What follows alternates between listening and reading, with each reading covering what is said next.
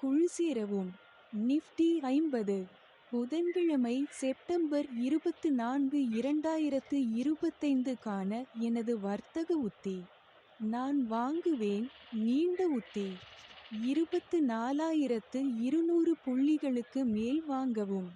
முதல் இலக்கு 24,290. இரண்டாவது இலக்கு 24,390. இழப்பை நிறுத்து. 24,160. நான் விற்பேன். குறுகிய உத்தி 24,150 புள்ளிகளுக்கு கீழே விற்கவும். முதல் இலக்கு 24,060. இரண்டாவது இலக்கு 24,000. மூன்றாவது இலக்கு 23,620.